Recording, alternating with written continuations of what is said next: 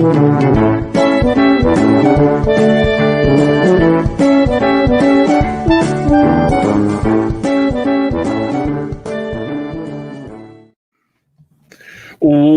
to episode 88 of About the Cards podcast, live tonight on YouTube. As always, with me, host Stephen Loeffler at Juck Wax Twins, Ben Wilson at our trading cards, and I'm Tim Shepler at Big Shep 79. We are a podcast by collectors for collectors. So I'm going to bring you a smart and insightful podcast about trading card collecting. We're live every Wednesday at 8 p.m. Pacific. 10 Central, 1 Korean. Just going to get more advanced, just start naming off all the time zones. Yes. Next day in Korea, though, however, it's 1 o'clock p.m. Yep. We're live on YouTube, Periscope, Facebook Live, and now we're live on Twitch and Breakers.tv. Howdy. Yeah, so I figured why not? We'll just put it everywhere. Follow us on Twitter about the cards. We're available podcasts like everywhere. And I think we should now be available on Spotify. I don't think we were there before, but we should be there now. Check out the website aboutthecards.wordpress.com. Guys, we're going to right into it with a special guest tonight. We have Bailey from at Bailey Joe's Cards. What's up, Bailey? How are we doing tonight, bud? What's going on, guys? I'm doing great. So your next college pitcher from Division II Saginaw State University in Michigan. Yep. Your trading passion started from EA Sports FIFA Ultimate Team. Yep. You started a real estate company with your brother Ben in 2007, aka the Investors, what you call them. And then you started the Bailey Joe show with your cousin Joe at the start of the year, and spun off into the Bailey Joe Card Show. So give us a little background, like on all those things you're doing. You got a lot going on, and kind of a little background on yourself. Yeah, so I went to Saginaw Valley State, where I majored in marketing. And basically, since the time I got out of college, I was honestly addicted to the internet and like digital design, stuff like that. And over the past 2 or 3 years, I've really gotten into video work.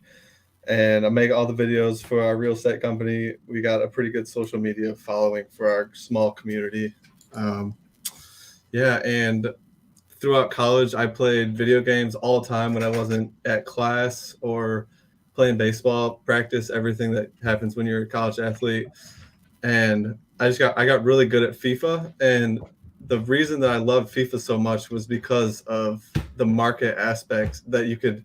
It's literally like trading cards, but like digital currency. And I got addicted to it. There's the reasons why it's so great is because there's sites. One of them, for example, is called Footbin, and it tracks all the prices for like year over year, every minute. Like literally, it's being updated, and you can really track card prices really well. And like, I guess just taking that into real cards, I feel like I have a really good background on how the market works. And like, I mean, nowadays we see Gary Vee tweeting, and literally card prices are tripling, 4 times even some of them. And that's something that you experience in FIFA trading, because some of the big FIFA YouTubers have like 10 million subscribers. Mm-hmm. Like Castro 1021, I think is his number. He has 20,000 people watching him every single day on Twitch. So obviously, if he goes out and tweets, "Hey, go pick up Ronaldo, whatever card," like everybody's gonna go buy it, and his price is gonna shoot way up. And just little things like that I learned from trading for 3 to 4 years on the FIFA market. I think I have a really good start in trading with real money, and obviously I'd rather spend my time trading for real money than trading for a digital currency, And I've seen a bit of that with both the Upper Deck and not Upper Deck, but the hockey version, as well as the Madden. It's called Ultimate Team. It's Mud. Yep, Mud? Ultimate Team. Madden Ultimate Team. Outstanding. So did you collect as a kid, or is it just really from doing the online gaming? My dad was a collector when he was growing up. He would like go to get 25 cents, go to the store, buy a pack, take it back to school, and then sell each card for 5 cents. So he'd make like however much, 50 cents from a pack. So, and when we were growing up, he kind of was buying up cards with us, but I haven't traded real cards or bought real cards since like the Pokemon days when I was in elementary school. So, what as a newer collector, what was the appeal to like transition from that digital card, to the physical card, and be able to have that? Like, what really was the main push, and to start like get hopping into this thing at this day and age? My cousin Joe, who I started our show with, he was really pushing me to get into it. He's like, dude, you got to get into it now. Like, it's really heating up for real. And I mean, honestly, at the end of the day, I was looking for a way to spend my time in a better way than playing video games. So why not do something that I'm already decent at in a virtual game, like trading the cards? Yeah. So I don't know. It seemed right. And I was looking for a way to like somehow grow our brand, and I love cards, and it's only been a month so far. It's literally the most exciting thing I've ever been a part of, to be honest with you. So what's your impression so far? I think a lot of the community is great. Like, a lot of the community is there to help you, but I think the people, like the top elite people with all the money, I feel like they're a little snobby, I guess, for lack of a better word. Like, they're not. Can be. Yeah, like you go on groups sometimes, and somebody's like, "Hey, what's the price of this one? I can't find anybody, or I can't find a comp, whatever." And the guy's like, "Dude, just do your research. Like, there's people out there that are like, dude, Right. don't comment. Like, there's no point." There's a few curmudgeons out there. Yeah.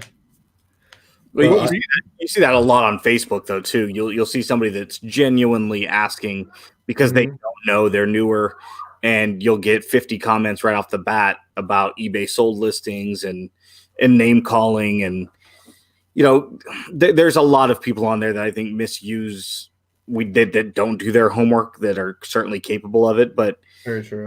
When people come on there with some of the older, junk wax era type stuff, and they sincerely don't know, if I see it, I always try to do my best to educate. But then there's also, if you're already 60 comments deep, it's like it's a futile attempt at educating them.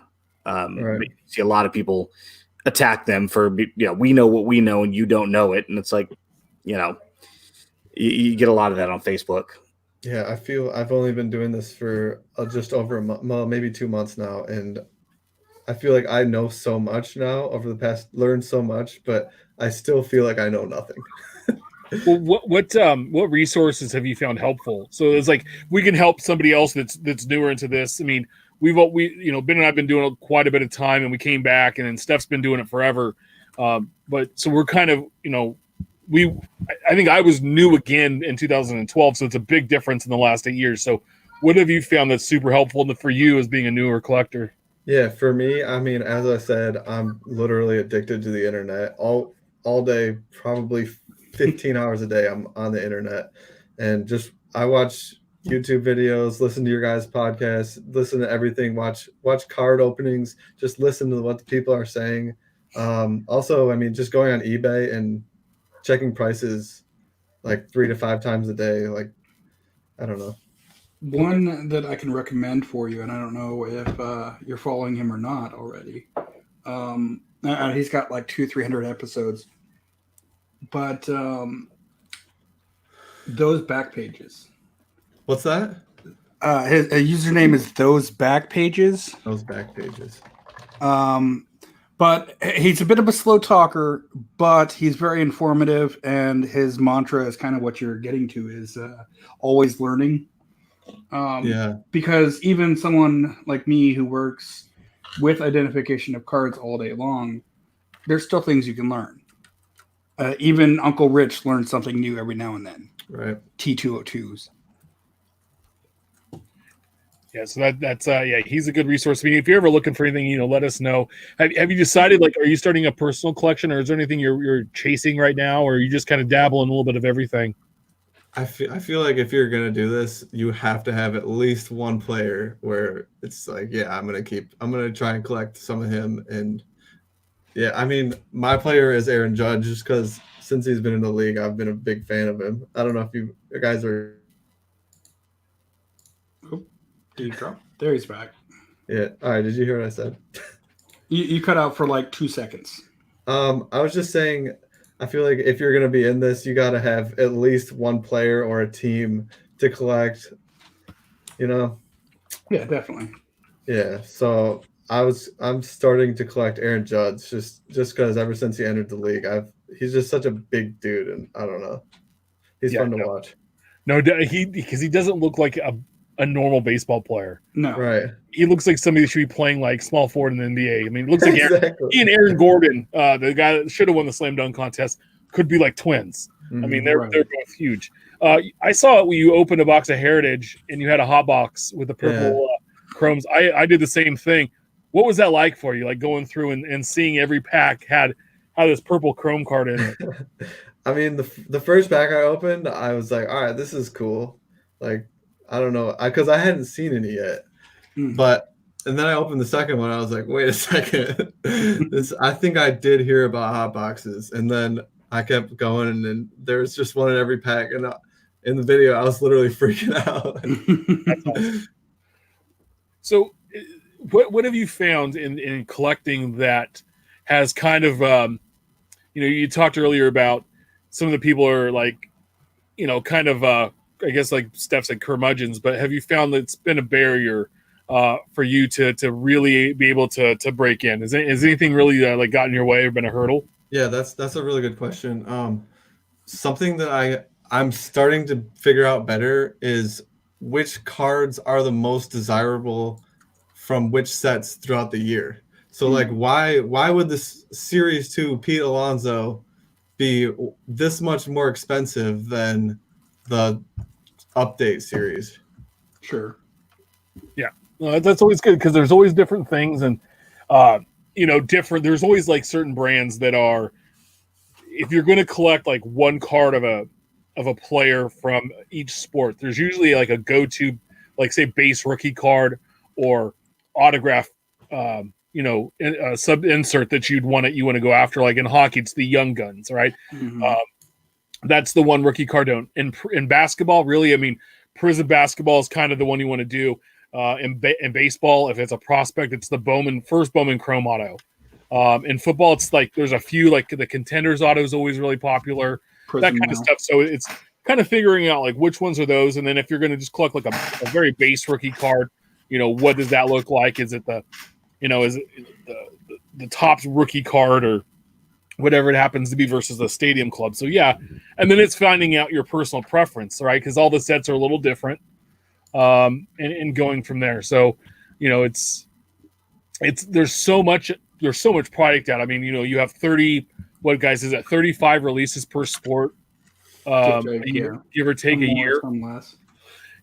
So there's so much content that's available, and it's kind of like, where do you really want to go? And dabbling in, I think it's smart if you're watching breaks. I mean, do you have any breakers that you like to watch or you've hopped in with yet?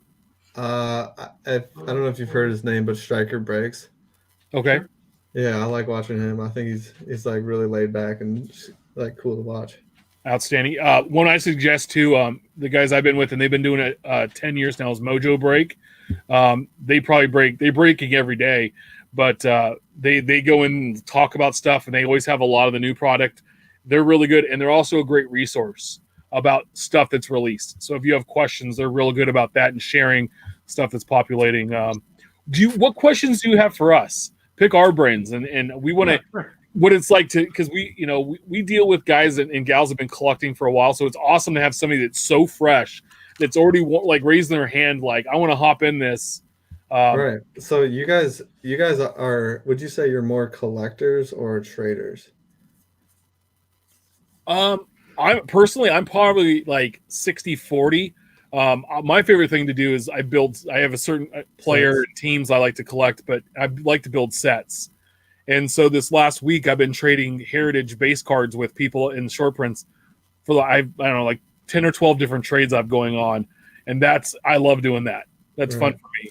If I can help somebody else out, and like one guy sent me like 15 cards and I sent him like 30. He's like, I feel bad. I said, no, dude, like, you're helping me, I'm helping you. The number doesn't matter. Right. At the end of the day, if I don't send them to you, they're going to send a box in my room here. Right. And I think me and Ben are a little bit more on the collector side, but we'll trade if we need to. Ben maybe more so on the monetary side, but I mean, if I have, for example, I was in a break with a buddy, and not the pick one because I picked the Twins, but my get one was the Detroit Tigers, and I got a French text back for the stat backs, and he's gone 3, 2, 1. There he is again. Cool. But I have a buddy that lives in Nashville that thankfully with what happened this weekend, he's safe. But I know that he'll love that Detroit Tigers card because he's a huge heritage guy, but two, much like Shep, a huge set collector and team set collector. What's your guys' like plan or goal? Like, what's your goals? Like, do you plan to sell your cards someday, or like, are you treating it as an investment, like someday for your kids, or you just like literally love collecting the cards? I loved it. It's something I did with my dad, and I love doing. I have a 2-year-old, and hopefully he'll enjoy doing them and setting some stuff away from him. Mostly it's just the collecting aspect, and I used to play a ton of video games in the meantime. Like my favorite game of all time was NCAA football, but they haven't made it in so long because of all the issues and stuff going on. And so I found myself less spending time doing that and more into collecting, because when I come home from work, it gives me, I don't know, it takes me, I'm like a 12-year-old boy in a 40-year-old's body. Right. And it takes me back, and I just kind of chill. What's up? Very cathartic. Yeah, you're right. And it just it washes the day away or whatever, and I have fun. And I've met a lot of people to doing it, and I think that's the biggest part. I do set up a card shows, and I sell on eBay, but mostly it's stuff that I think other people value that I don't, which can return and then get me more stuff that I want to have. And I like going through it and seeing what I have. So what do you guys think about this huge wave of people who are just trying to flip cards? It's a huge economic bubble, and it's going to continue to grow because, as you mentioned earlier, Gary Vee has put a face on that side of the industry right now. It's a niche within a niche, and it's going to continue to grow for a while now. Depending on the coronavirus and how the market reacts with the stocks, you are going to see, if it continues to trend down, you're going to probably see a reflection in a lot of hobbies. Ours, of course, is the only one predicated on human performance. Guy has a good night. You don't see, I mean, cards are not commodities. They're not. There's no tangible worth to them whatsoever. The car guy, you can drive a car. It's still transportation. The art world is still appreciated outside of the art world. I've said this many times. If you were to go to a grocery store with a binder page of 9 cards and tell a random person that these cards can pay your mortgage for the next 6 months, you'd be laughed out of that grocery store, because a lot of people that aren't in our hobby, their first reaction is, oh, baseball, understand current market of them. And I think, unless we see a real world recession, I think we're still going to see a couple of years of positive growth before the bubble finally corrects itself. Maybe not burst, but you'll see a market correction at some point. I definitely agree with that. It's an interesting question because there's a couple positives and there's also a couple of negatives. But I think we have things in our favor. One, the positive is I like it because more people are now into opening more product, and less product is being tucked away or hidden. And so for those looking for, like Ben's a huge A's collector, and he might need a card out of 5 of AJ Puck, right? That card now becomes a little more available if people are opening more of this product than trying to sell the stuff that they don't think is valuable to them, or they're going to be able to flip quickly. They need to make that money back. So they're going to put that out there for sale. 2, it's getting more people back involved into this, because I think it's still very small. We think this is a giant thing, and it's not.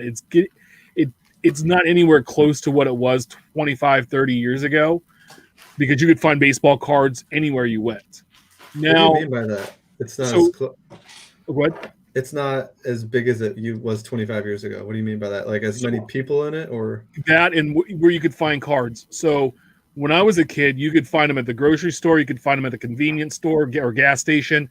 You would find them at like Costco's and Price Clubs. It was a thing back in the day. Sam's Club would have just pallets of cards. You'd have cards. So they would have their own individual cards. So Kmart would have its own 32 card set. Yeah, Drake's. You would find them in Hostess products, cereal, anything you could put a card in, like Kraft macaroni and cheese had cards. You could find them like anywhere you went. You could find baseball cards, and there's only a few places. And like when I moved to Sacramento, we had in the early '90s. I can remember at least 8 baseball card shops, and there was probably more. But I lived in a little town that has 20,000 people at the time, and there were 4. And there were three literally on top of each other. I mean, if you were driving, there's a street called Freeport Boulevard in Sacramento, and there were literally 3. There's like a McDonald's and a Taco Bell and 3 card shops literally on top of each other. It's like, wow, just look back and think about that. And the other thing is then you get into this, okay, are we worried about overproduction of cards? Like that's what happened in the 90s because they just turned the presses on and people kept buying and buying and buying. And they said, okay, well, the next year we'll just make more and more. And people kept buying and buying and buying and buying. And they ran them all the time. What helps us now is a lot of the products have guaranteed autographs or relic cards or whatever. So that does slow down production as far as you can't just sit there and print base cards all day long like they did then. So that's why those are, they call it the junk wax era. We're in a different version now, but I think it's helpful.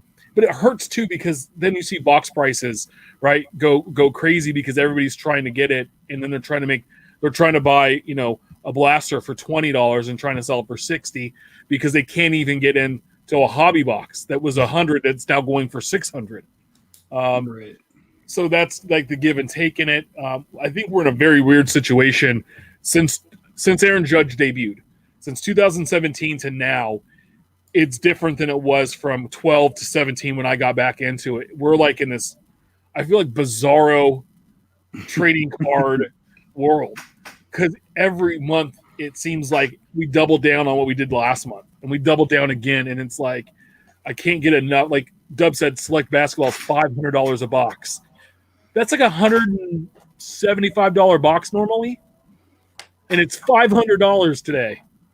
It's funny to look back when I first got back into the hobby and around 2010 and looking at the prices of these boxes now, even if we adjust for inflation, you're going to see a nominal increase, but if a $100 box you would think would be 130, 140 these days, it's $300-400 now. And it's all speculators that are driving the market. And, for anybody who's looking for certain players and certain teams, I am not probably the one because I'm a hypocrite the second I say this.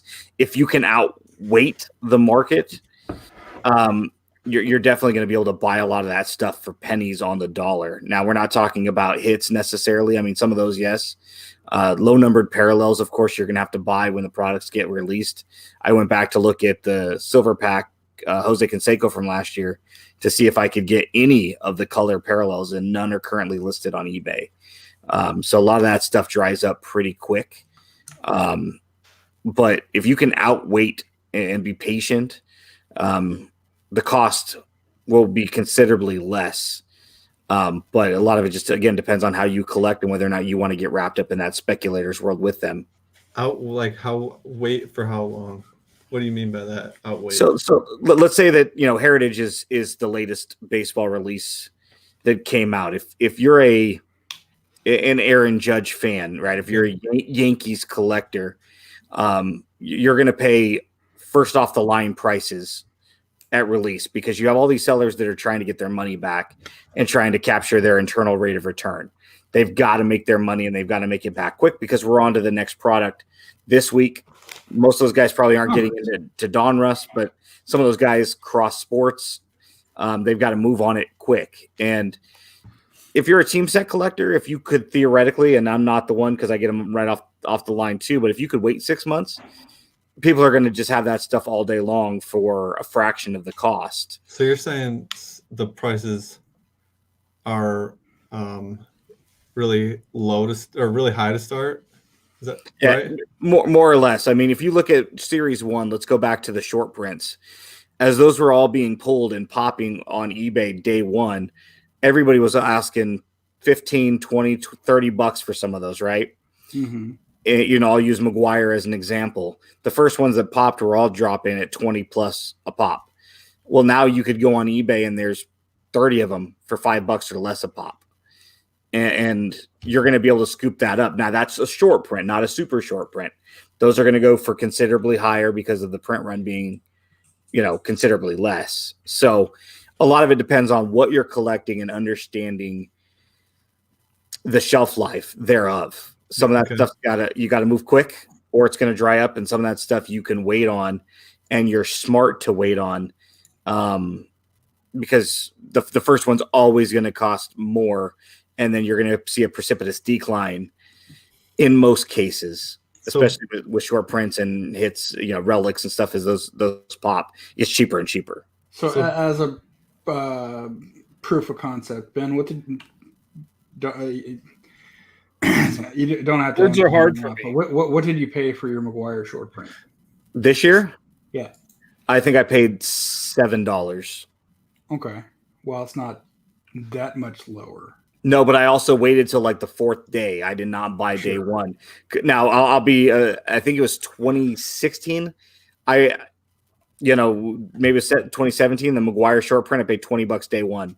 I picked one up at a shop or show like a year ago for $1. The other thing, on the other hand, though, is sometimes people on day one don't know exactly what they have, and they've underpriced it. There's that too. An example is the Jordan action short print from Heritage. The first couple of days was going for about $20, $25. It's now a $65 card because it's been a lot harder pull than people expected. So there's that. What other questions do you have for us? I'm just thinking about what we were just talking about. So basically, when the set comes out, everybody's trying to buy up. Well, there's more buyers because they're trying to complete their sets, and that's why people try and get rid of them so fast because while people are trying to complete their sets. Is that? Well, if you buy a case of cards, and let's say it costs you $500, say it's a flagship. How much money do you need to get out of that to make it worth your while? $200, $300? You're going to open it and it's luck of the draw, right? The sets aren't going to be valued at that much, but you're of course going to try to get every penny out of those you can. And your hits are going to be what they are. You're going to want to maximize every penny out of those short prints, super short prints. You're going to want to be the first one to eBay because, like the penguin in the water, the first one off the in the water gets eaten, right? Sure. I have a couple good examples of that. I mean, I opened a case of Series 1, 2 cases of Series 1, and I got all the inserts and parallels and those cards in the short prints on eBay before I did anything else. That way, even before I put the autographs and the relics on there, because I knew that those were going to sell, and I put them at dumb prices, probably $1, $2, $3 more than I would expect to sell them for, and sold them. Sales kind of tailed off a little bit. I went and readjusted my prices, and stuff started popping out again. It's to being first to market sometimes great. I pulled an orange John Morant auto out of Prism retail as the first one on eBay. Put it for a 5-day auction. I sold for about $800. Nice. After that, everyone else sold for less than what I sold mine for. I think the bottom one was about $500. Wow. They're now selling for like $1,200. But at the time, this was November. The product had been out like a 4 or 5 days. It was worth, it was like, hey, paid for all my Prism cards for the whole year, so that was great. But it was like, I could have been sitting there and lost that $300 because I wasn't the first to market. So you got to kind of pick and choose your battles of where you're going to be, and you're going to make mistakes. Right. Everybody does, and that's how we learn and get better. Mm-hmm. And sometimes you just have to hop in and do it. Like we talked before the show. We didn't know what the hell this show was going to be. We just hopped in and started doing it and got better. And that's what you're going to make mistakes. You're going to lose money. You're going to sell stuff for less than you should have. You're going to sell stuff you should not go back and go, damn it, I should never have sold that card. You'll always go back and get it. But at the same time, that's another thing. Like Chris Bryant, when his first Bowmans came out, they were hot. For what I sold mine for, I could go back and buy 2 of them right now. So you always can sell a hot card, and then 3 or 4 years later, when the heat's died down, but you still like the player of the card, you can go back and get it for a better price. Doesn't always happen, but there's a lot of instances where it has. So the best advice I can give you, Bailey, and anybody listening, if you're on Twitter, there is a ridiculously large and insightful and smart and helpful community, unlike Facebook. Yep. Even in our chat, Cardman Dan asked, about a question about sport lots. Our good friend and sometime co-host Mike Summer, great resource for sport lots, every question thereof. Obviously, Steph, if you got questions about ComC, he works there. Uncle Rich Klein, another great resource, works at ComC. I made a shipping related tweet the other day and yesterday, and some people had some really good questions because I don't really sell a lot on eBay right now.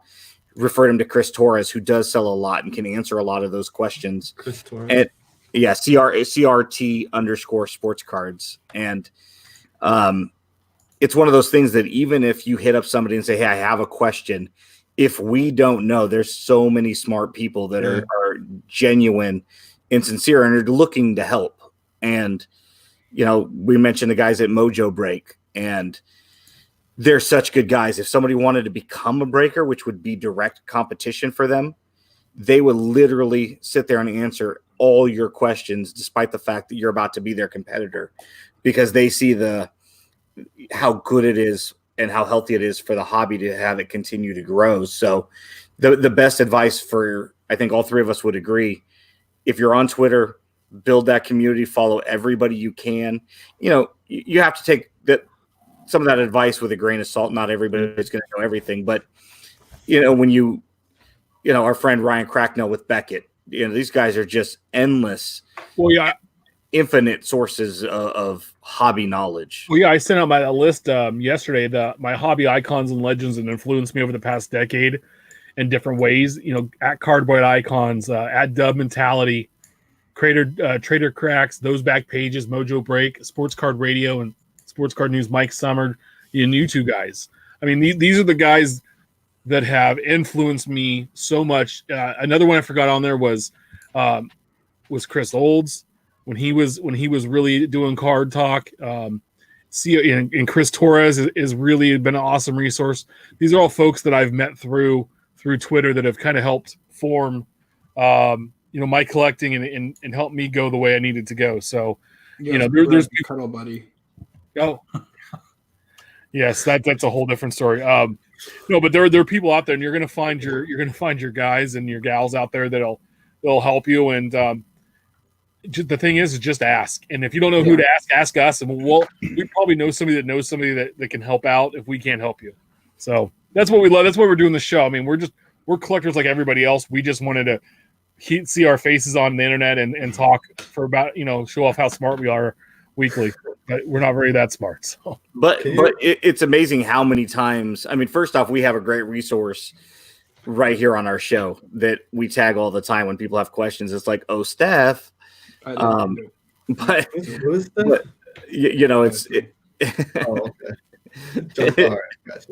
It's just an endless list of tagging other people. Like, hey, you have a question, we know people, and if they don't know the answer, they're going to tag somebody else or point you in a different direction. At some point, somebody will know something, right. And that's how we all learn. I mean, we learn so much every day, and that's what's great about the Twitter community. Without Twitter, I would know probably 98% less than I know right now, and I still have so much to learn myself. I do agree with that. Can you guys explain to me what ComC is, just really quick? Yeah, go ahead, Steph. In the simplest terms, so you have eBay where you have your collection and you have to take pictures of whatever you want to sell, and then you have to package it up when it's bought. If it's bought, you have to store it, keep track of where it is, and then when it sells, you have to package it up, ship it out, wait for feedback, wait for it all to come back, and hope that they don't want to do a chargeback or they send you back the wrong card or what have you. Some of the hassles. Some people have no issue whatsoever, and hey, great, eBay works for you. Every now and then you're going to run into that one guy who does, for example, shout out, about these two on eBay about 2 weeks ago, and he just mailed them on Friday last week after I sent him 2 messages. Got here? Fine. But essentially what we do, it's check out my cards, but we shortened it to COMC. Okay. Where you send us your cards, we do all of the scanning, we do all of the storing, we do all of the inventory, and what I do, the identification. So if you send me, for example, this card, I can tell you that it's 2020 Topps Heritage card number 120, and it's not a short print. Type it in, boop, it's done in the system. It pops in your profile. From there, you just log into your profile and type, I want to charge 30 cents for that, 40 cents. Now, yeah, they take a few percentage points for this and a few percentage for this and percentage for that. Have to stay in business, have to pay people like me. But if you're sending stuff like in the $1 to 20 or even 3 to 5, 5 and up, $100 cards, you'll get back your percentage. Essentially, it's a consignment shop. Right. Yeah. Okay. That's pretty cool. And you work for them? Yes. I do the identification process. So I can't necessarily pull up just your submission, but I see a grouping of submissions and I type, yep, that's what it is. Yep, that's what it is. So there's someone actually manually sitting and confirming that the cards that you submit are the cards that you submitted. Wow. And hey, we make mistakes.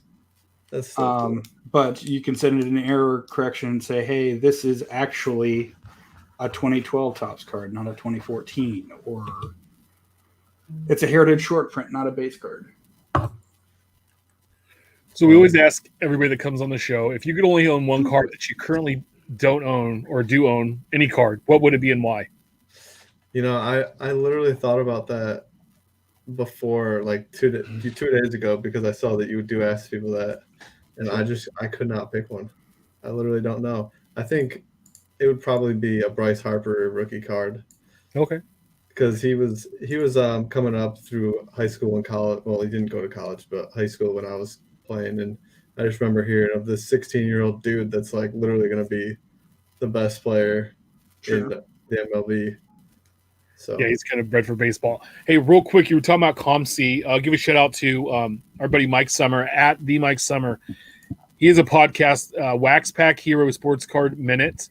He did 3 consecutive podcasts about ComC. He interviewed James, who does all of their social media stuff, and then he talks about selling and flipping and submitting to ComC in the different episodes. And his show runs about 15 to 25 minutes a show. So that would be a great resource if you want to learn about ComC.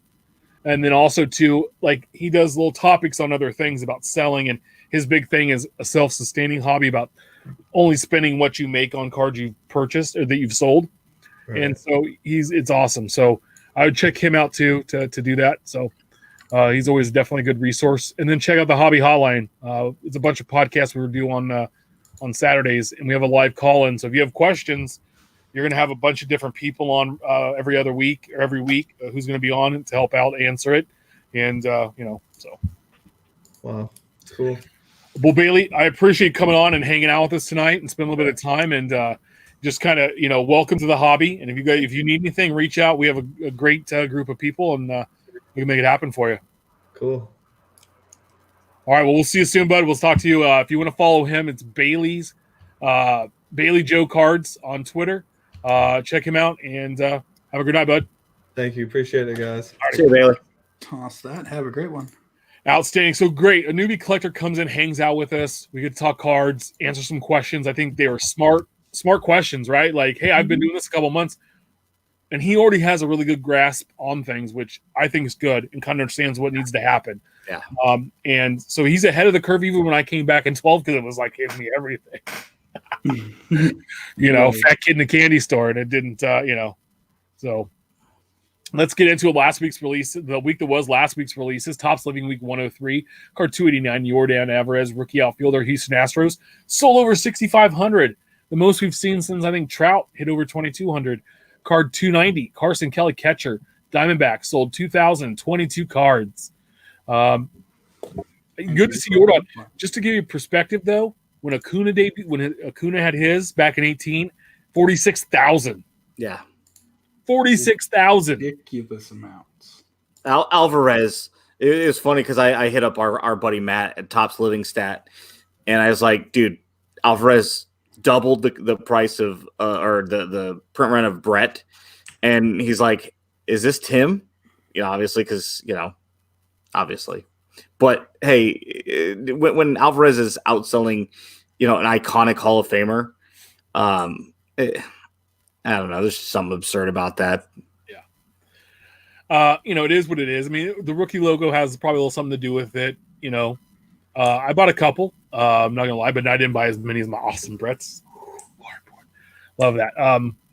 So anyway, we also had 2020 Topps Heritage Baseball drop. Always a fun release. 1920 Upper Deck SP Game Used Hockey, and 2019 Panini One Football. Hot off the press of this week's new releases. Topps Living Week 104, card 291, Alan Trammell, Hall of Famer, shortstop of the Detroit Tigers, and then card 292, Kirby, not Puckett, but Kirby Yates, pitcher, San Diego Padres. And there he is in all of his early, I think that's like a 78, 81 photo going on there for Trams. How sad are you that they released Kirby and it wasn't Kirby Puckett?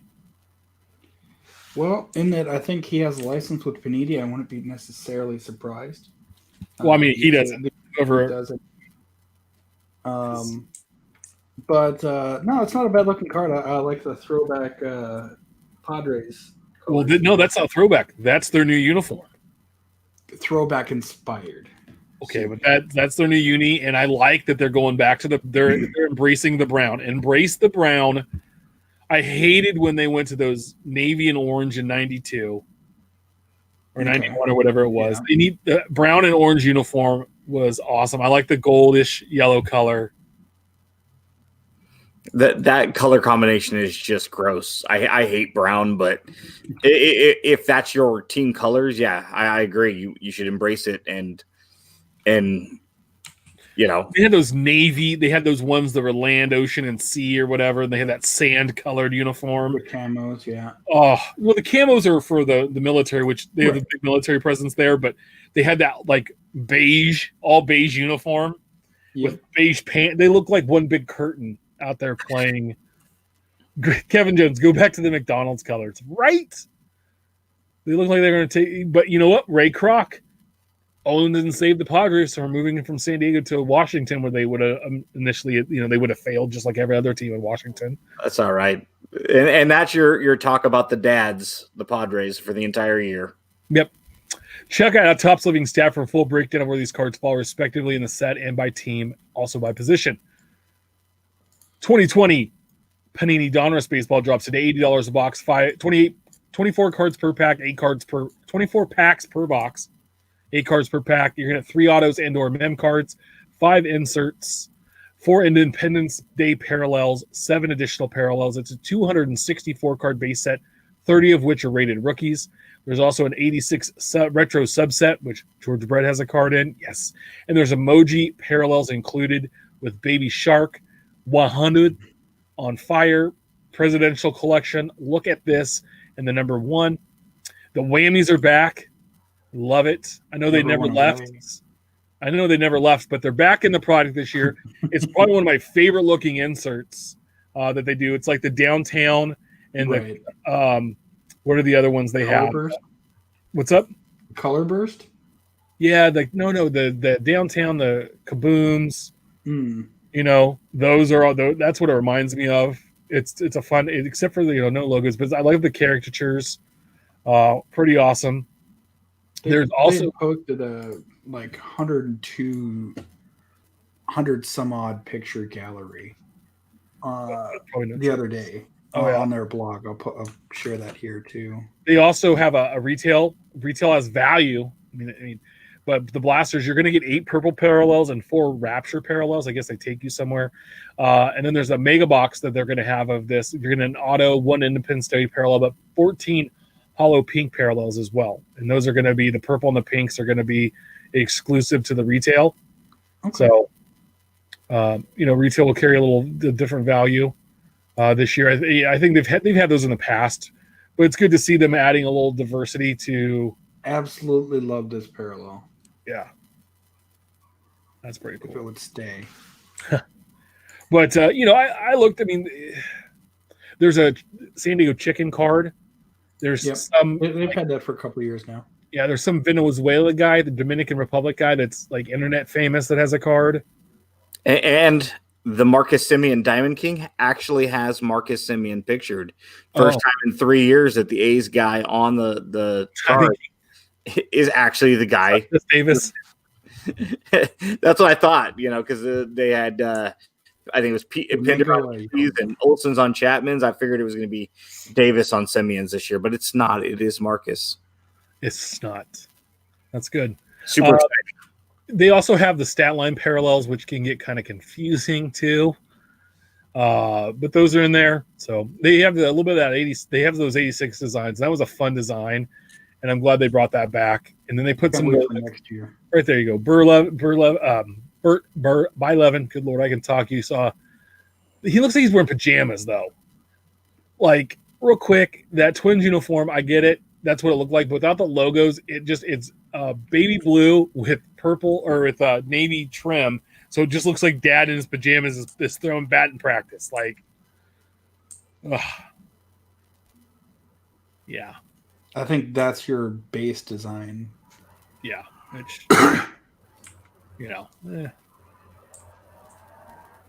not all that inspiring. Yeah. So that's that. I will say, much like Heritage, I saw this earlier. Unlike Top Series 2, you won't have to back on the short print. Squint to see what cards are what. They've changed the back image. There you go. So if you see the red D with the circle, I think that's the vintage logo. That's a variation versus the current D with multicolored stripes. So that current logo is more harkens back to the early 80s. The bottom one harkens to the late 90s or late 80s, early 90s. Right. Yeah. Because that looks like 90 Donruss all day to me right there. But unlike last year where there's no visible way to tell, I love that they brought this back. Yeah, it's smart. Wait, what? Did I see smart Panini altogether? What? I know. 2019-2020 Panini Select football drops or basketball dropped today. $450 a box, but I heard it's up to $500 now. By the way, we'll get back to that. I want to talk about Select. Pre-order on this was about $125 a box, just to kind of give you an idea. Where'd my notes go? 12 packs per box, 5 cards per pack, 3 autos indoor mim on this as well, 12 prisms, 10 premier level, and 2 courtside. It's a 300 card base set broken up into 3 tiers like they did with football. The common one is called Concourse. You have premier level, which is uncommon. Those are the 10 a box, and then courtside, which are rare, and they're 2 a box. There's in-flight signatures that come with on-card autos. The checklist is a mix of vets, rookies, and retired stars, but it looks like Kobe was on the checklist but removed. If you scroll on Beckett's thing, Steph, you can go down a little bit. It should have, or go up like a little bit, maybe. Yeah, it's in the display. I pulled the picture. Go up a little bit more. They had it. Maybe not. Maybe they took it down. But they had it on there. It was Kobe with the autograph on the in-flight one, and so in-flight, Kobe Bryant, and the background wasn't. Now they changed it. So I put it in the notes, Steph. So you see card, it goes from Zion was 1, then there's a no card number 2, and then it goes 3 to Garnett. I have a feeling that Kobe was card number 4, or was number 2 on the list. But yeah. But you look back and it's like a smoky, hazy background. Like, I'm kind of glad they pulled that down. Right. Didn't put it in. Absolutely. Cloud base plus the name in flight.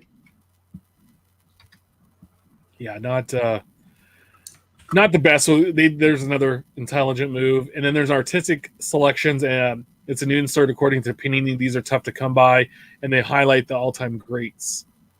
So, but dude, this is nuts. This is like normally like like I said, like maybe $175 box, maybe, and they're going for $500. Mm-hmm. Have we just lost our minds? Collectively, I think so. I mean, if you're looking between Prism, Select, Optic, how many Chromium type cards do we really need? I mean, yeah, sure. I get Prism's the huge hot basketball product of the year. But do you really need Optic then? They've had all three of them in the past, and all three of them, like Optic and Prism, you know, they kind of like Optic was maybe a little lower end than Prism, was maybe a little step up, and then Select was a little past that just on price point. Right. But now they've all jumped the shark. It's insane to me. It prints money. Yeah.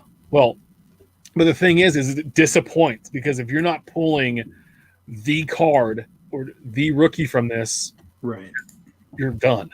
Even if you do, it has to be the perfect one. Could you imagine opening up a box of this that's overpriced by 2 to 3 times the anticipated cost, or you know, comparatively speaking to years past, and you open it up and you get nothing? Yeah, it's a box of dung. I mean, last night I rewarded Bentley because, you know, it was just his 6th birthday. I bought him a box of Heritage, you know, a blaster, right? Happy birthday. And we got a couple of decent cards in there, nothing major, no short prints, nothing, right? But all right, so I may or may not have got my $20 back, whatever, right? Most of those cards are going to him, and I couldn't imagine spending hundreds of dollars chasing a Zion or a Morant or whatever the chase card happens to be.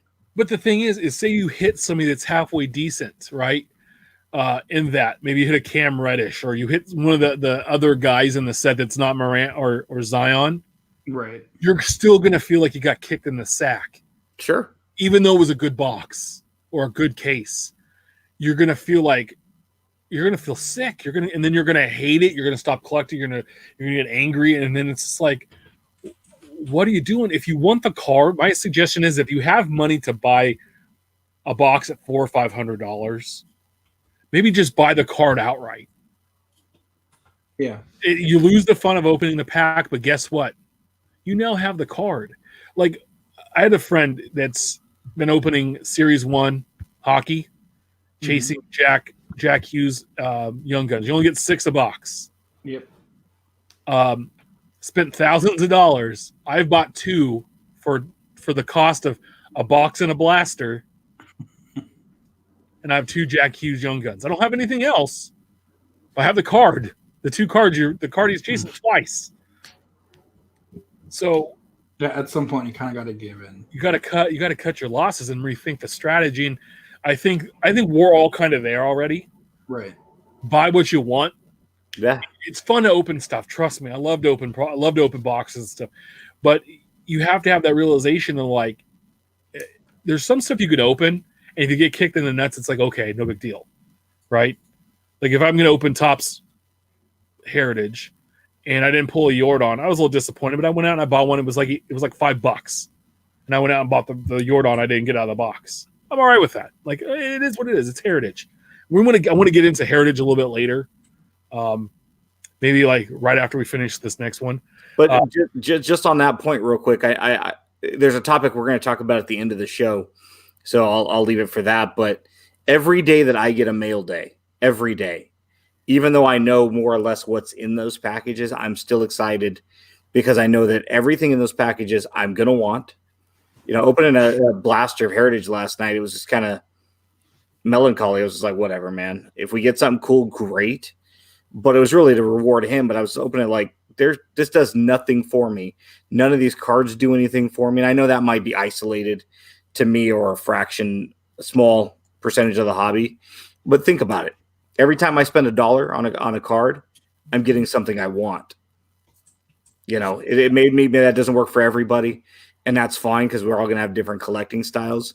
But I think if more people went that route, they'd be much more happy with their collection. Well, yeah, I did a mail day the other day. I did a little video I put on the YouTube page. I forgot what I bought. I was like, because it wasn't from eBay, it was from I bought something on Twitter from someone. They messaged me and said, "Hey, by the way, my weekly sales are done. You owe $5 or whatever it was." And all right, cool. What did I buy? And they sent me the thing. And then when it came in the mail, I still didn't remember. It was like 3 days later. And I'm like, the hell is this? Oh, yeah. I remember this. I think. Okay. All right.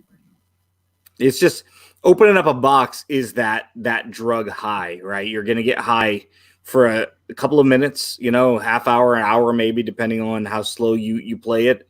But I would imagine most people are disappointed. And yeah, we only get to see the highlights. I just hit this in a blaster, and that gets other people excited, and everybody's clearing shelves, so I better too. And for me, it's just, hey, I'd rather have everything in my collection that I want and nothing left over, and I'll be happy.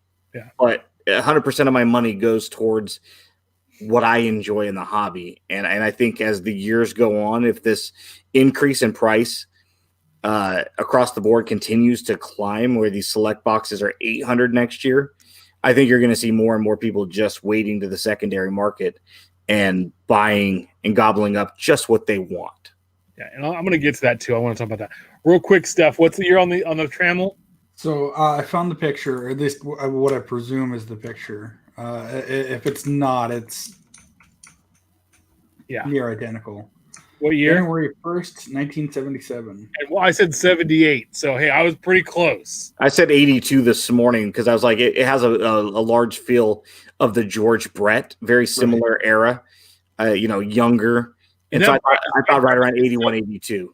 Yeah, that George Brett, I think, was like 74. I think that was when he came up and played at the very end of the 74 season. But anyway, that's cool. Quick update. Yeah.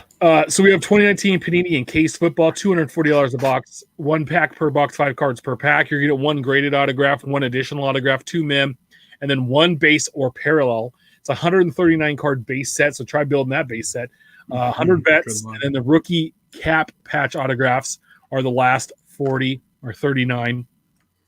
Then rather than using jerseys, swatches, they've worn rookie-worn hats. They've swatches of those in there. There's an emphasis on card signatures and Beckett grading, graded cards, BGS cards, with Hall of Fame material, legendary signatures, and what they're calling reserve signatures. It also has inscription autographs, which you're going to find on the rookie dual swatches, rookie endorsements, rookie notable signatures, and then some what they call scripted signatures. And some of those will be graded. So it looks like that's the cap back. Yeah. So these would have been hats they would have worn at the rookie premiere that they've chopped up and put in there, which is neat. Gives it a different material. It's not the same old.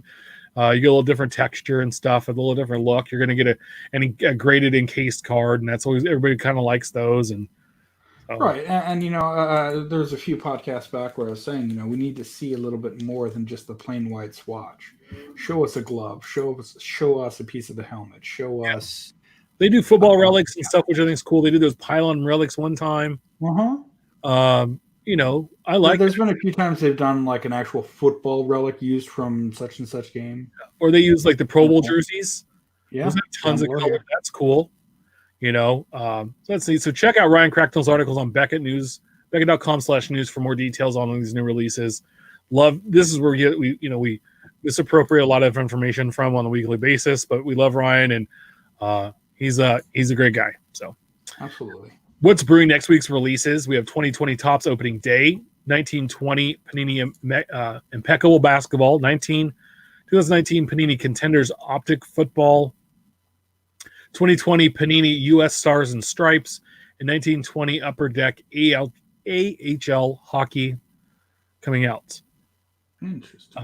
Infield Chatter, Hobby Talk section.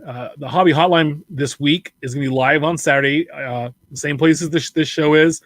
As a podcast everywhere, we're going to have the Mike Summer on from Wax Pack Hero Sports Card Minute, and then two chuckleheads, Steph Loeffler and myself. We will be on the show this week. So come and hang out with us, ask your questions, and hopefully we'll give you some. So I wanted to talk a little bit about heritage real quick. I didn't put this in the notes, guys, but we talked about it a minute ago.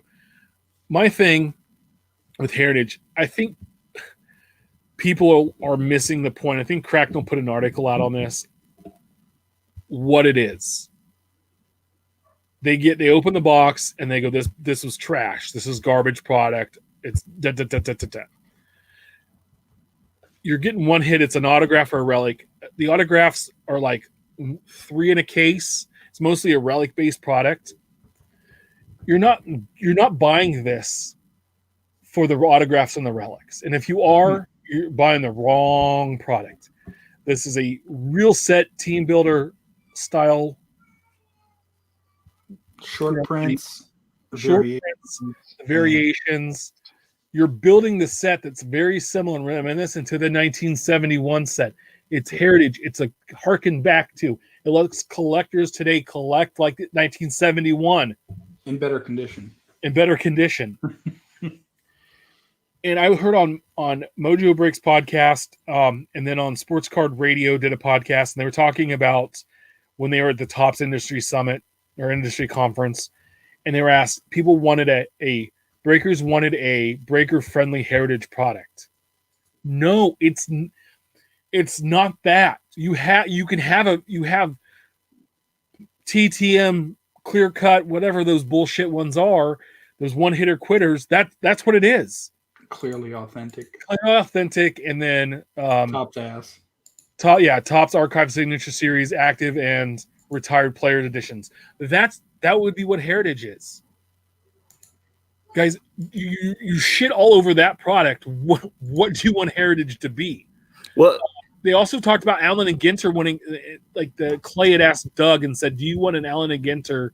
This was a few years ago. An Allen and Ginter breaker-friendly product, and he said, "Are you insane?"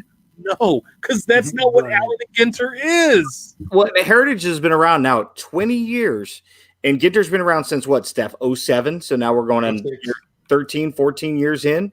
It's like, I understand that everything is a flip opportunity now. That's the mentality of the hobby. But understand this, there are a few products that are not, and heritage isn't. Ginter certainly isn't. Gypsy Queen is not. And Big League Baseball is not, if you want to start to get into some of the lower stuff. Sure. It's like, leave them on the shelves. It doesn't have to be the next product. Has to be the next, it's that drug high. Well, Series 1's over with and the next product doesn't come around. It's like, there are plenty of products being released in different sports to where you should be able to grab something. Right now, I understand basketball is just driving everything right now in the hobby. But come on, man, leave heritage on the shelves if that's your mentality. It's been around 20 years. Everybody should know what it is now. Mm-hmm. And if you don't like it, don't open it. Yeah. I understand sometimes the breakers have to buy. You have to kind of buy everything to get the stuff you really want. Then flip and sell the boxes. Yeah. Because the boxes were selling really well because people wanted that stuff. I mean, we can't make this hobby entirely about the breakers. And I'm fine with them. Don't get me wrong. I enjoy the breakers do a really good service and they do a really good thing because guess what? It allows people to get into Transcendent. It allows a lot of people to get in Transcendent. It allows a lot of people to collect museum collection or higher end stuff, national treasures, where, hey, guess what? I can drop $150 and I can get some national treasure scores. Now, it might not be exactly what I want or the return on my money instead of spending thousands of dollars. Yeah. Like I can get in or I can hop into a case and I can get my team and then I'm going to get all the inserts and all the parallels. And I'm going to it's awesome because that's a great mail day when you get into a big case break and you get all those cards and you're going through and you didn't see all the parallels. And you're like, oh my God, I didn't have a camo. Right. That's awesome that they do that because that way you could totally collect your team super easily. So don't get me wrong, but Well, Doug A said that Doug did a very good job explaining heritage on the Hobby Hotline last week. It made sense, and he doesn't really collect baseball. Yeah. Well, and we talked about this last year when opening day came out. We were talking about, LCSs having to buy certain products, and, our LCS here in the Sacramento area, he was unloading opening day boxes for $20 a pop, where they were selling for like $35, I think was the MSRP. And he was required to buy so much of it. So he was just getting rid of it at a loss. Mm-hmm. He wasn't trying to do anything, keep it on his shelves. He knew that he didn't want it, but he had to buy it because that's just the way it goes. And so if you're a breaker and you have to buy heritage because that's the way it goes, just get rid of it. Even if you're eating it at a loss, sell it at cost. There'll be plenty of people that will line up to buy it for you. Yeah. Get sell it for a really good deal. Yeah. You could have a blowout and drive customers into your shop. Yeah. There's plenty of, offer free packs at the LCS. Hey, free pack of heritage with a purchase of $20 or more. Who doesn't go into an LCS nowadays and drop a $20 bill? Yeah. It's easy to do. If you're under the age of such and such, or bring your report card and you have, so many A's on your report card and you're under the age of 16, get a free pack of heritage. Something. By the way, did you hear what Doug said on the Hobby Hotline this weekend about the new shop they're getting? Yeah. 4,000 square foot, paying $7,000 a month, man. $7,000. Break would be good for some people. They've been doing it a decade, and they're probably the best breaker out there. Let's be honest. They are the Nordstrom of breakers, right? Yeah. They're the they're the Saks Fifth Avenue. Go check them out. I mean, that's where they are. David Ayers, the E-Bug we talked about, he's getting a rookie card, though. Upper Deck tweeted out backup goalie. Yeah, tweet out to his wife, who is at 35 Ayers. Your husband's getting an official Upper Deck NHL Canes trading card. He will also get an Upper Deck Young Guns card and 2019-2020 NHL SP Authentic due out in mid-May. How awesome is that? There's a card I want. There's a Young Gun card that I want. That is legit. I told him in that he's 42. They should have came out with like rusted rifles. Because he's not exactly a young gun.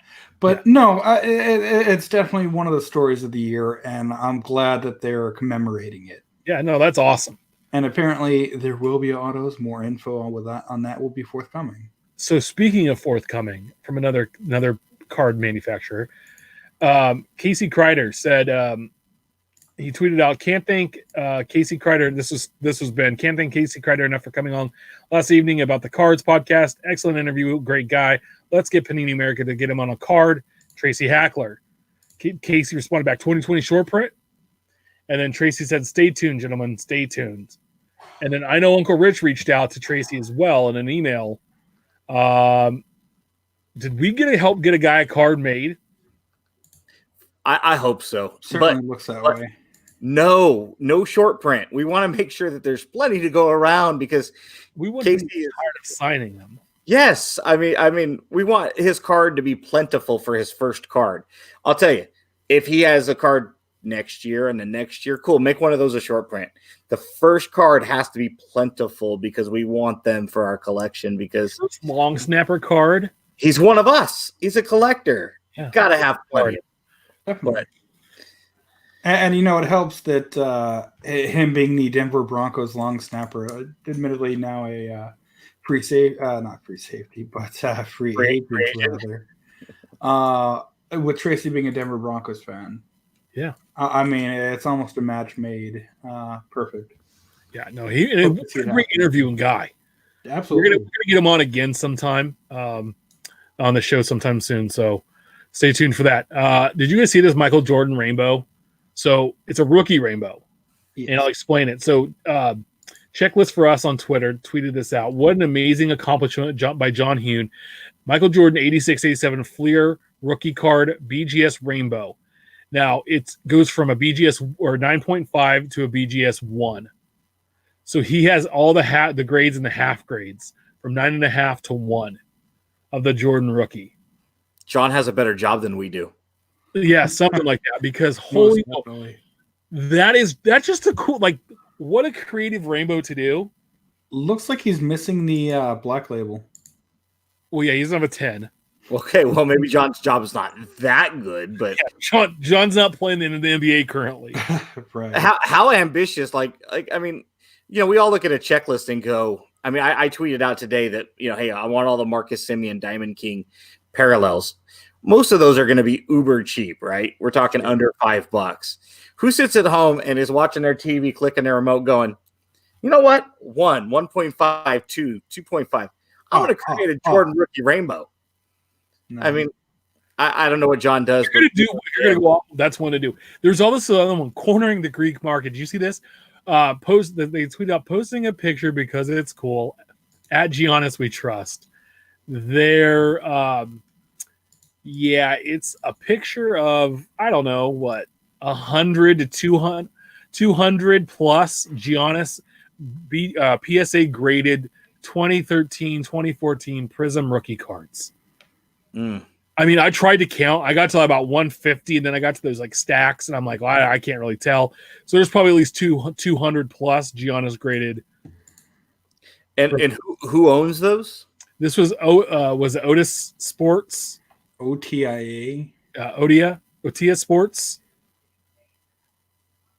Interesting. I mean that's one of those things that obviously cornering the market. We've all did that as kids, right? We called it hoarding. Do I hoard 1987 true rookie card McGuire rookies? Yeah, I do. But I don't corner the market. I only have 600 of those suckers. Only 600 out of 2 million, dude. Yeah, but 20 million. I guess. Yeah, I guess if you're gonna hoard, corner, manipulate, that would be a good one to go with. Yeah, he's pretty legit. He's all right. And that was one of the first years they did Prism. I think it was the second release of Prism they did. 14, and it was 15? The first one was 12, 13 because that was the double rookie class. But that class right there was so terrible that those boxes were being given away because everybody hated that draft class so bad. Anthony Bennett was the first pick. Giannis won 13th. So, yeah. We talked about this a couple weeks back. The Saber Burdick Awards. There's 5 finalists. And they have the winner. So the first finalist was Robert Fitz. He's best known in the hobby for his unmatched expertise and research in the area of Japanese baseball cards. There was Mike Noren. He's the artist behind Gummy Arts and Cecil Cooperstown. He does all that great artwork. The third was Dr. James Beckett, and we know he's synonymous with the magazine, his contributions, 50 years or so in the tradition. He's worked on numerous publications, Sports Americana, baseball price guides. Beckett Monthly, obviously, was the mainstay. Then you have Keith Olbermann, whose hobby began while he was still in high school. He was an editor for Collectors Quarterly and a writer for the backs of the 75 Sports Stars Publishing Company, the SSPC cards. SSPC, yeah. He would go on later early year Donruss or Fleer? Yeah, he would go on to contribute photos of the 81 Donruss while amassing a world collection of baseball cards himself. He actually owns the 67 or 77 Orioles Reggie Jackson, the one 76. That exists. 76, yeah. The only one. He's got an impressive collection of Topps Vault stuff. Yeah.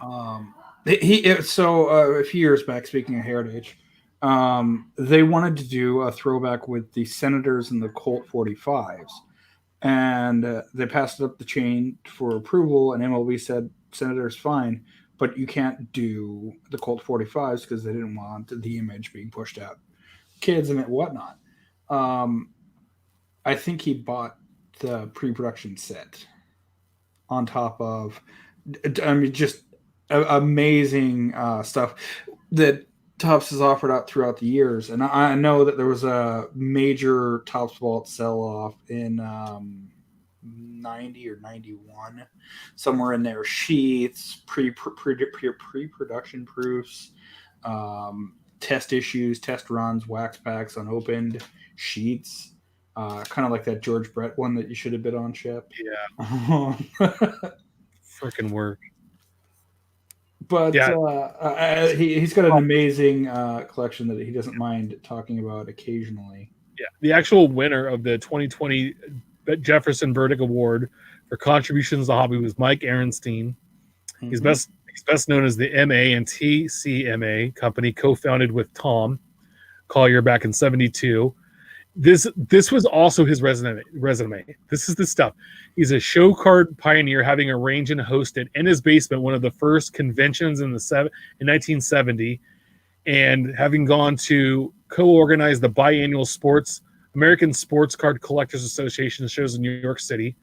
He was a publisher of the Collectors Quarterly magazine, one of the hobby's first full-time dealers, providing collectors with an alternative to mainstream sets, along with collecting supplies such as plastic sheets before they were widely available. The producer of hundreds of minor league team sets, including the pre-rookies of Ricky Henderson, Cal Ripken, and Wade Boggs, and relaunching minor league card industry in the process. Challenger of Topps Monopoly with Superstars Publishing Company, the SSPC, 660 card set, almost entirely of current players. An exclusive distributor of the 81 Donruss set. Founder of the Photo File, supplying the hobby with high-quality 8x10s, photos signed by athletes. And someone we have to open on the show one day with Mike and his also his son Andrew, who's an awesome resource on Twitter as well.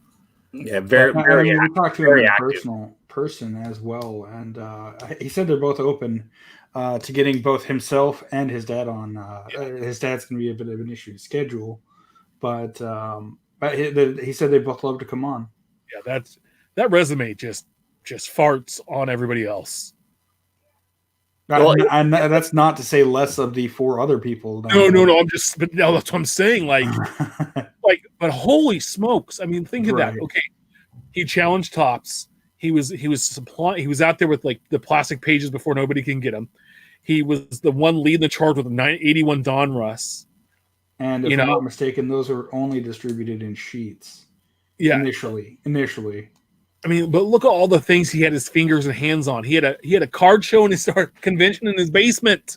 Right. If you took any one of those and just isolated that, I was reading a Joe Panansky article on The Athletic this week on Ricky Henderson, and they basically said if you took Ricky Henderson and put him in threes as the greatest base stealer, the greatest leadoff hitter, and the greatest run scorer of all time, he'd be 3 separate Hall of Famers.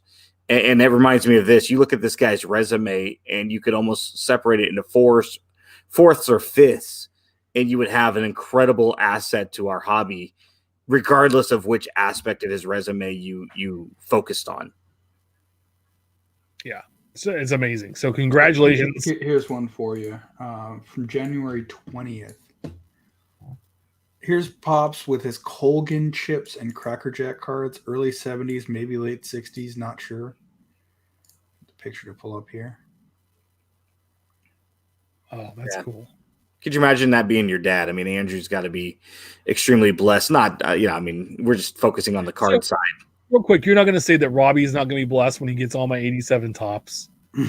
oh, our boys and the 87 stuff. I mean, sorry, Andrew. Yeah, I'm thinking about plastering the walls of this room with 87 Topps. But anyway. Do it with sheets. Yeah. 2020 Heritage Pack-Out issues. So Brent and Becca tweeted this out earlier in the week. I had 2 Heritage cases that didn't have a single then and now insert. This evening, I heard someone open a case with no Maze inserts and another who opened 2 cases and had 0 cards from 104 to 500. These are some isolated but odd pack-out errors. At those back pages said again with the SP list cases. Oh my, 2 years in a row, this is a problem. I know that I personally opened 4 boxes and the hit was in the same spot in all 4 boxes. And I know Doug confirmed this as well. Yeah, I was going to say Doug was saying the same thing. Yeah. So I know they want to make sure the hit gets in there and whatever. I mean, we talked about the Heritage hits it's usually a base relic, right? Not a big deal. Sure. But the no inserts or the no short prints is a killer. A case with no short prints. Especially when you're a guy like Brent Williams, where you're selling master sets and complete insert sets and team sets. And I don't know, I would imagine Tim, did you buy a master Giant set? No, I just bought the team set and the short prints. The one short print, yeah. I wonder if the Willie Mays inserts would have been a part of that or not, but let's assume that they were. I mean, could you imagine not getting something that's promised to you, and you're doing all of your pre-sales. And again, we go back to our internal rate of return, right? You're trying to sell off portions of what you're opening to recoup your costs. I mean, that's huge. And like our buddy Eric said, again, if this was the first time, what year was it that the Allen and Ginter would one-on-ones didn't get in there? Was that minis, what, 16, 17? 2018. 18? We talked about on the show, and then last year we talked about, okay, they were in there. So it was 18, and they still have never been found. Yeah, and I mean, an insert's one thing, but a wood one-of-one parallel, you know. Weird. But yeah, I mean, that's huge. And what happens if you're not Brent Williams and opening up, you know, thousands of cases of this? You know, what if you're this guy and he's opening up just 1 or 2 cases, and you need those in order to help make your money back? I mean, that's a big deal. Yeah. Speaking of big deals and big money, it was announced that Yankees 17-year-old prospect Jason Dominguez, we talked about this, he's actually going to be in 2020 Bowman coming up here in a few months. The release will also have Bobby Witt Jr., the Royals, who's the number 2 pick, and it was going to be the top prospect in there. By the way, guys, these boxes, you know, normally a hobby box was like $150 and a jumbo was $300 this last year. Before it was like $75 and $150, but since Ohtani debuted, it's been $150 and $300. Get ready for $400 to $500, $600, $700 boxes of Bowman jumbo for 3 autos, and most likely you're not going to pull Jason Dominguez or Bobby Witt. But good luck. I can't wait, because you know what I'm going to do is I'm going to find somebody like Black did. Even our buddy Brian Bice did this with Bowman Draft. Bice bought, like, I don't know, it was like 1,300, 1,400 cards from a breaker or a guy that busted a bunch of cases, and all he kept was the autographs.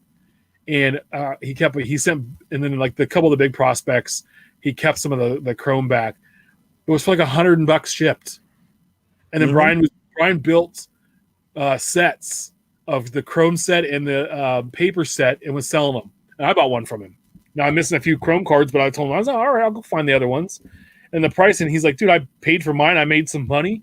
That's what I'm going to be looking for. Let all these guys go blow their load trying to chase autographs. Well, and I'll sweep in, and I'll pull up all the leftovers, the trash. And let's be honest, man. This isn't football. This isn't basketball where these guys, you know, automatically get drafted and they're basically in a starting lineup or on a roster. You know, this kid's 17. He signed at 16. He's in the Yankees organization, which means, you know, there's always a plethora. I mean, look at a guy like Clint Frazier, who everybody thought was a big deal when he was with Cleveland, who can't make the roster consistently. Who knows what Dominguez is going to be? But you have to think at 17, he's got to be at least 3 years away, maybe closer to 5 or 6. I mean, and you're talking about buying some kind of freak and like Trout and Harper. Sure. Possible. It's possible. But he hasn't even taken it at bat. Statistically speaking, though, the probability of him being the next Dave Winfield, A-Rod, somebody that's going to be up so young. I mean, even let's say you're spending 2020 money on a guy who probably isn't going to be making his major league debut until 2022. If everything breaks absolutely right for him, it's just crazy. I'm just saying. So don't be prepared, average collector, not to be able to buy that. So I'm just giving you heads up now. Be disappointed now. Hop in breaks and get your teams that way. You know, once those go live. Chief Wahoo, Jake Bowers. So this came across. This is a story that was on Sports Collectors Daily. So I'm going to read through the article a little bit. Sports Collectors Digest. I apologize. They said a reader made an interesting inquiry about a baseball card auction on eBay that had Chief Wahoo patch on it. Does anybody have a reasonable explanation to why, since it definitely looks out of place? Jim Bratton of Kirkland, Ohio said, to me, it looks like it was either misrepresented by Panini or just outright a fake jersey card. The card in question is a Panini Flawless Jake Bowers. It shows part of Chief Wahoo's patch on the jersey. Bowers only played for the Indians in 2019. He was acquired from Tampa in December of 18. Wahoo was eliminated from the Cleveland uniforms in October of 18 in the playoffs. It did not appear on the uniform in 2019. And even in the spring training, I put the pictures in the thing. Yeah, I'm going to pull it up. Okay. Therefore, Jake Bauers could not have played a game with his patch, as technically on the back of the card reads, enclosed player used material and autograph are guaranteed by Panini.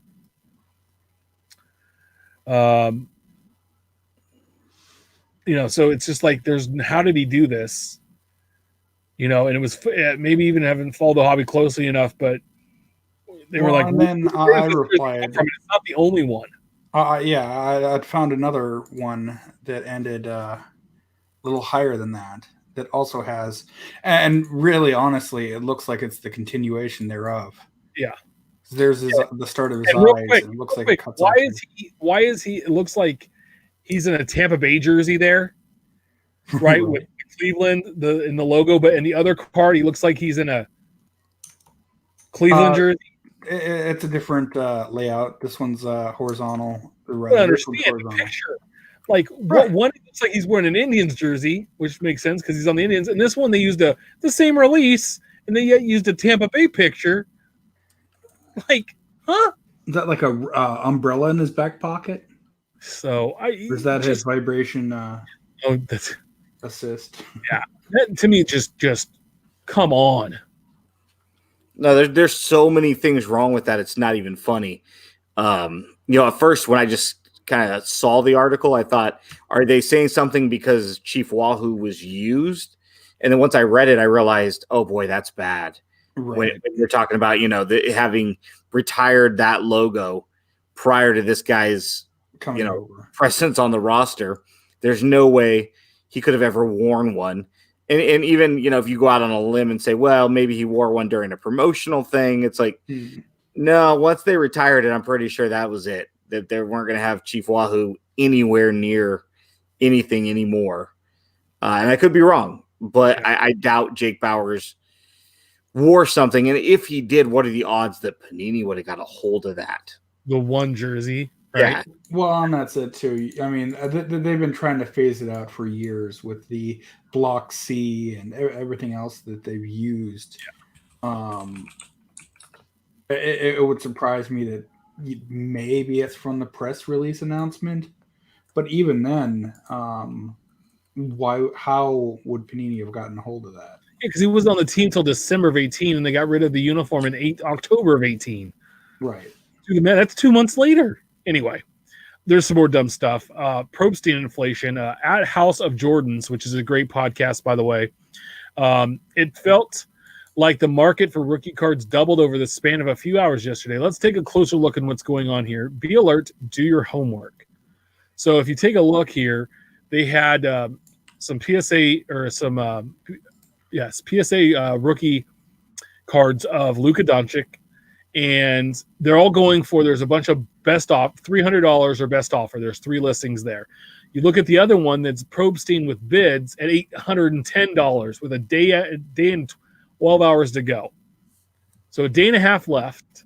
It's at $810, where these idiots that are supposedly bidding on these cards could go buy 2 of them, if not 3 of them, right, for $900 total. Mm-hmm. And then there was a Giannis. So the Giannis rookie, you have about $2,000 on the same card there for buy it now. And they have one with 46 bids on it that ended for $2,500.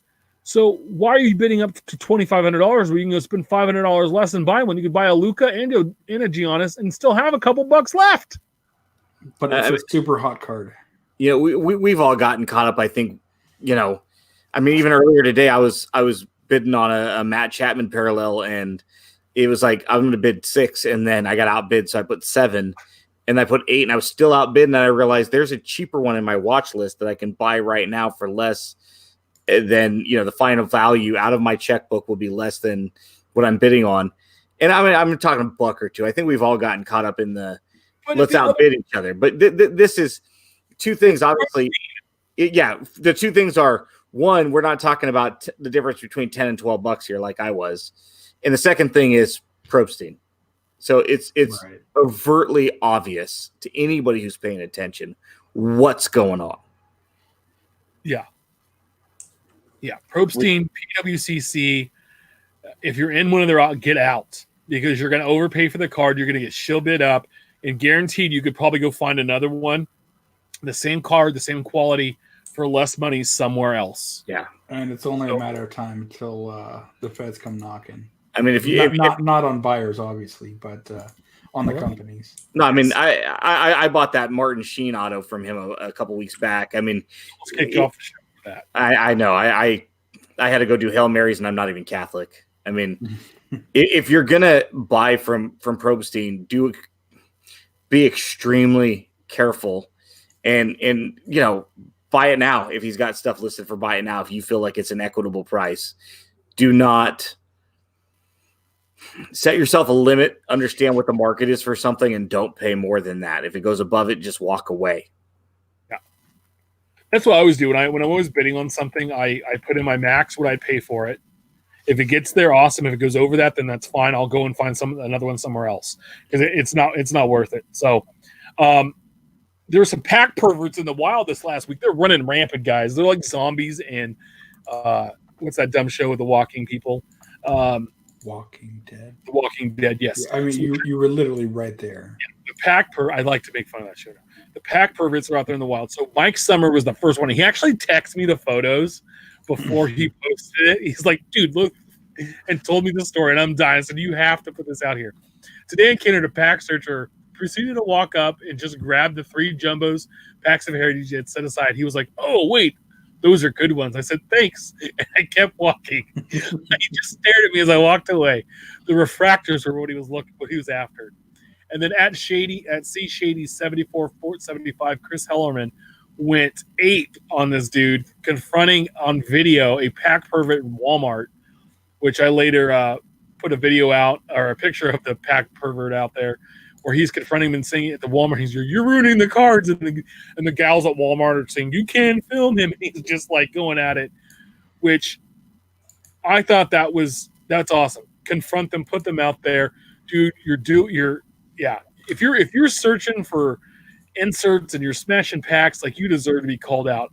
And then Go Outside Guy, a local Sacramento collector, spotted two pictures of pack perverts here in Sac digging through. And I know I've been to one of the Targets he sent the thing to. And what would you do? And I know Suze was talking about this earlier on the card chat. I didn't get a chance to participate, but what would you do if you saw a pack pervert in the wild? I'm not going to take pictures or confront the guy personally, but I have in the past gone and said to the manager, hey, that guy's either molesting the packs or he's opening them and ruining your product. Now, I don't know about you, but if I were to go over there and just pop a banana, eat it, and toss the peel on the floor, you'd kind of care, wouldn't you? Yeah. And usually they'll have someone go over there and talk to them. Yeah, it's illegal. It's product tampering. You're not allowed to.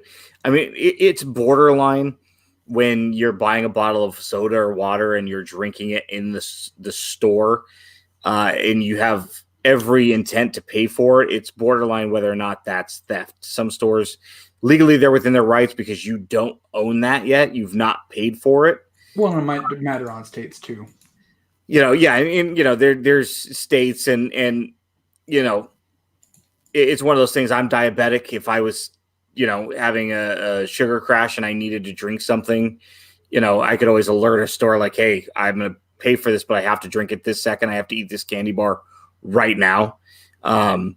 Most stores would be okay with that, but there's so many things that they wouldn't be okay with. You're not allowed to open up, products in other parts of the store. So why should you be allowed to do this? Follow the card chat. I didn't get to participate all that much either. I was driving home when she was doing that, but I wouldn't confront him. I would definitely alert the store. I mean, that's really, you don't want to get involved. You don't want to cause a fight. You don't know what this person has on them. Especially in Texas. Yeah, weapon might go. It's best to, you're trying to do the right thing by the hobby, but what at the end of the day, what are you really going to accomplish? I would like to have some fun with them. I think I do what Mike did. and take and buy what they were going to buy. You're also a big guy, though. Oh yeah, Right. well, I'm 5'0". I mean, when I worked at Best Buy, we had a guy that was stealing from us, and he was, and this was when I was in my 20s. I was in a little better shape, and I probably had a little bit different mindset than I do today. But I told my manager, like, this guy's stealing. Mindset or? Well, that, and I was like, when you're 20, you're just kind of in your 20s. You're kind of like, well, untouchable. Yeah. Yeah, like you're not. I'll run through that wall, and that wall's gonna be crying. Right. And so I was watching him, and we knew it, and we walked outside. And so I walked up to him, and I'm like, I got behind him, and I just real nice with a smile on my face. I go, hey, asshole, I know what the hell you're doing. And I'd put that camera back. And he looked at me and goes, what do you mean? I said, I saw you steal that camera, and I'm going to give you the opportunity to put that camera back. And you're going to do that now, or we're going to have some problems. And so, he kind of did his thing, like ignored it, whatever. And so, all right. So I gave him some space. He later set the camera down out of his pants. He was stealing a digital camera, and he walks over next door to Staples. So I walk over to Staples, and I walk in Staples, and I walk in. I go, hey, and I find the manager. I go, hey, see that guy over there? That guy steals. He was stealing in our store. He steals here. And he got all mad and huff and puff. And he walked down to this REI, which is like an outdoor sportsman store. Right. Followed him in there and did the same shit. And he walked back out to his car and walked up to him. I said, hey, and took down his license plate. Hey, I said, I'm gonna let the Folsom police know that we have a known thief in the area, and to be a lookout for your car anywhere you are in the area. I'll get a hold of him. Man, damn near that guy wanted to run me over with this car. But it's fun. And so that's what I do. I'd walk up and just kind of be like, hey man, I know what you're doing there, you little pack pervert. Why don't you put those packs down? Quit being a molester. And just kind of see what they would say. Now, if my wife and kids were there, I wouldn't do it. But if it's Tim rolling around by himself, I might go up and say something. Call the guy Chester. So our Saturday's plan. That's what we're going to do after the show in 2 weeks. We're just going to go to every roll around to Walmart's looking for pack perverts, like shirt hashtag. By the way, other people have picked up the hashtag pack pervert, and I know Johnny P. He started that in the chat. Like, done. We were rolling with it. That's what it is, and I love it. So. Well, and it's kind of funny if you do a search for it. There's one person who, some author or something or another, was talking about a wolf pack pervert or some weird shit. But virtually nobody else has used it but us. Yeah, love it. Or people with us. So two little notes here to end the show. One's about a lucky at PJM or PJ McMahon 69 on Twitter. Tweeted this out the other day. Lucky man wanted baseball cards, so I bought him some. He wanted Baez, and guess what? Guess what he did? It's a little guy that loves the Chicago Cubs and Javi Baez, and boom, he ends up with a Javi Baez. And so I know that Ben reached out to Lucky's mom, right? Yeah, and got the information. And if you want to hook him up, DM us at About the Cards or DM Ben at Our Trading Cards. We'll get you the address. I had a heritage relic of Baez I dropped in the mail yesterday for him. So he's starting to get cards in now. He's such a cute kid, and I can't think of what he's suffering from. I did ask his mom, Paula, permission to make sure we could mention it on the show. The excitement in his eyes when he pulled his guy. Baez is his guy, and I mentioned earlier, knowing what my mail days are going to be, but I still get excited. And I had tweeted, hey, kid, that feeling never goes away. Signed every 40-year-old collector. I don't care what you collect or how you collect. That feeling of getting something for your PC, your guy, your team, just the look in his eye, man, we never need to lose that. And I know I'm argumentative on Twitter, and we all have fun trolling each other and arguing with each other. And the negativity that surrounds the hobby all the time is what it is. But at the end of the day, we should never forget the look on his face when he got his guy. And I'm glad we were able to use a little bit of what little pull we have in the hobby to start, getting other people involved. And my DMs lit up like the 4th of July. People are like, hey, shoot me the address. And again, I had her permission to share it. And, I let her know, I said, there's a lot of hobby heavyweights, people like Ivan from Go GTS and things that have now seen this video and shared it on their page. A lot of hobby heavyweights that have basically helped get his name around, and he's going to be inundated and over. Oh yeah, and that's going to be awesome. Yeah, I can't wait to see what comes of it. I mean, there's a bunch of good folks out there in sending cards his way, and he couldn't pick a better favorite player. I love Baez is awesome. He's got the logo tatted on his neck. He's exciting. He's a good player. It's awesome to see. And the last thing tonight, the Carmen Fund. Over a year ago, one of our hobby brothers and one of our really close friends, Brian Bice, and his wife Melissa, they suffered a terrible loss of their daughter Cameron. She passed away, and they started an organization, created a fundraising organization created in the memory of Carmen to support the hydrocephalitis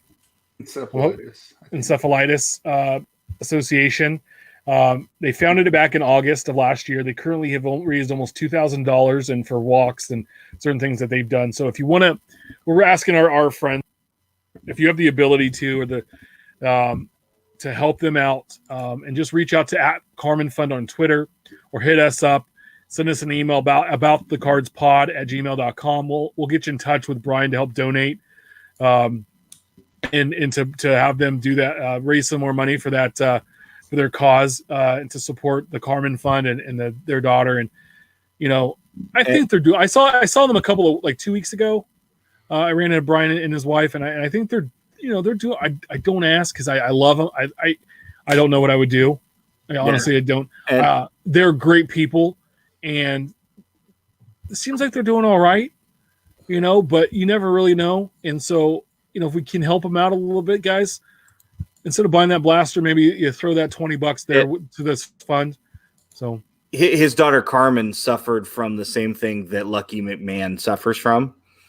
And his mom, Paula, had said in a DM to me that we can mention his name on the show. He was born with hydrocephalus and other issues, and baseball gave him hope. And anybody that knows Brian knows how much the Stockton Ports, which is a high A baseball affiliate of the Oakland A's, and a local team to where Brian and Melissa live. Carmen was absolutely adored around the Stockton Ports facility, and the team tweeted out the day that she unfortunately passed away, and she left her mark on the world. And whether you want to donate to Carmen's fund or you want to send Lucky some cards, if it's something that you can do, pay it forward, because what goes around comes around, and we've all been blessed in countless ways within this hobby. And it could be friendship, it could be free cards, it could be a hit out of a blaster box. And if you've got an opportunity to do something nice, whether it's sending a $5 package to a little kid or donating $5, it's encouraged. So we appreciate that. Any final thoughts before we head out tonight? None outside of the normal. I think we had, if you guys can help, absolutely do.